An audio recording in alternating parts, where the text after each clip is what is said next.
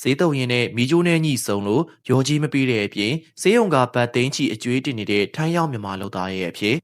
ပြီးခဲ့တဲ့ရက်မှာတော့ဘန်ကောက်မြို့ကအစာအုပ်တစ်ခုမှာထိုင်းရောက်မြန်မာလုပ်သားဖြစ်တဲ့ခွန်တန်ထွန်းကစိတ်တက်တုတ်ခဲ့ရပါတယ်။ခွန်တန်ထွန်းကရွှေပြောင်းလုပ်သမားအဖြစ်လုပ်နေတာဖြစ်ပြီးတော့သူ့လုပ်ငန်းကခိုင်းတဲ့အတွက်အစာအုပ်ရဲ့အပြင်ဘက်မှာကျိုးနဲ့တန်ကစိတ်တုတ်ပေးခဲ့ရတာပါ။ဘေးမှာဓာတ်တိုင်နဲ့မီးကြိုးများစွာရှိကသွားထီးမိတဲ့အချိန်မှာမီးပွင့်ကလိုက်သွားခဲ့ပါတယ်။ဒီလိုလိုက်သွားတဲ့အတွက်ဆေးရုံတင်ပေးပေမဲ့လည်းကွယ်လွန်သွားခဲ့ပါတယ်။အသက်ပါဆုံးရှုံးသွားတဲ့ဒီဖြစ်ရမှာတနာစရာကတော့ဆေးရုံစရိတ်ဘဏ္ဍသိန်းကျော်မပေးနိုင်လို့အသက်မဲ့ခန္ဓာကိုယ်ဆေးရုံကနေခေါ်ပြန်မရပါဘူး။ခွန်တန်းထွန်းကစီဆိုင်မျိုးနယ်ထောင်ထီကြီးရွာကလို့တီးရကလက်ရှိမှာသူ့အတွက်ဘဝကူးကောင်းလုပ်ပေးလို့မရနေပါဘူး။လိုင်စင်နဲ့စာရွက်စာတမ်းမပြည့်စုံတဲ့အတွက်အသက်မဲ့ခန္ဓာကိုယ်ဆေးရုံစရိတ်ဘဏ္ဍသိန်းပြီးမှသာထုတ်ယူခွင့်ပေးမှာပါ။လုပ်ငန်းခွင်ဘက်ကလည်းမပေးတဲ့အတွက်မြန်မာကမိသားစုတွေကလိုင်းမော့မှာအကူအညီတောင်းထားကြပါတယ်။ကွယ်လွန်တာတော့ရော်ကြီးမရတဲ့အပြင်ဆေးရုံကူတာစီမရတဲ့မြန်မာလုပ်သားအပေါ်အမြင်လေးကိုပြောပြပေးခဲ့ပါအောင်ခင်ဗျာ။